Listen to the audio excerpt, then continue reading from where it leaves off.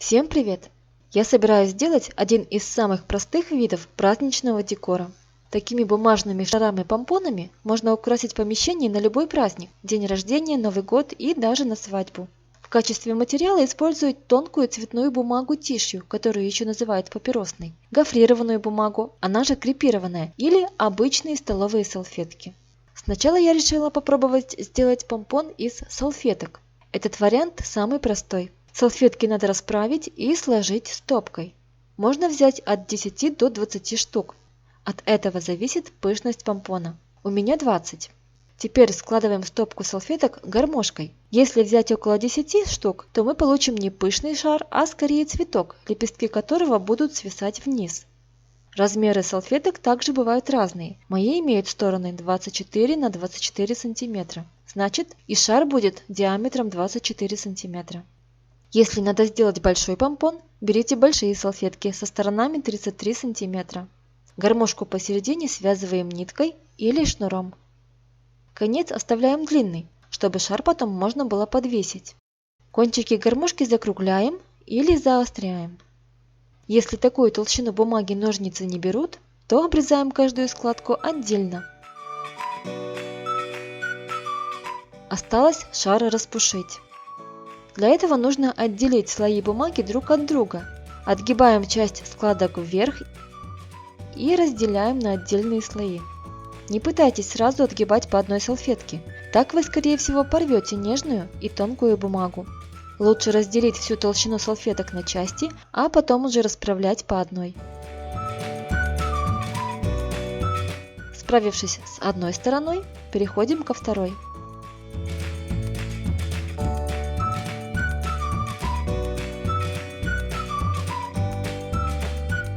Расправляем салфетки половину вверх и половину вниз.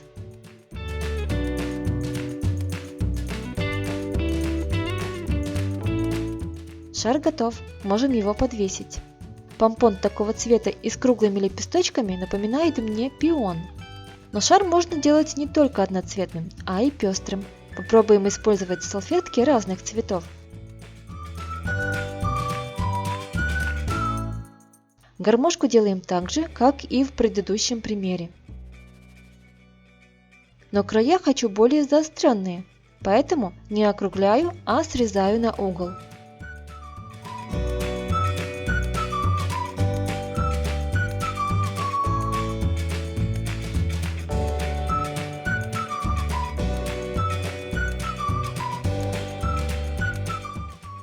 Далее расправляем салфетки. Если распушить полностью одну сторону, то можно получить букет. Мне он похож на охапку осенних кленовых листьев. Но я хочу иметь помпон, поэтому продолжу расправлять салфетки.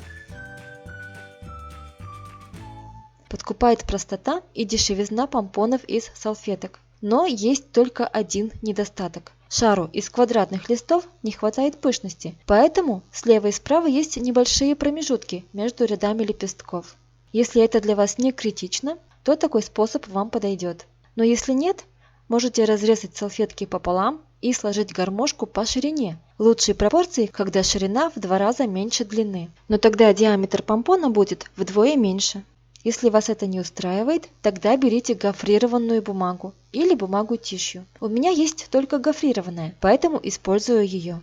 Нарезаем бумагу на прямоугольники с такой шириной, как и диаметр запланированного шара. Я хочу сделать шар в виде цветка, поэтому подготовила только 8 розовых листов и вырежу еще 3 желтых для серединки. Они чуть более узкие.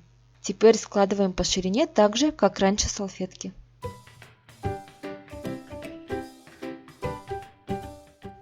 Связываем ниткой по центру. Розовую часть гармошки закругляем на концах. Из бумаги тишью помпоны делаются совершенно так же, но она тоньше, и резать несколько листов сразу было бы легче.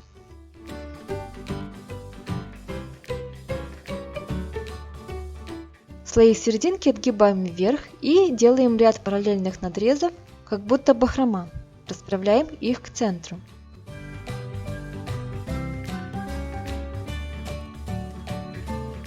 Далее разделяем розовые лепестки.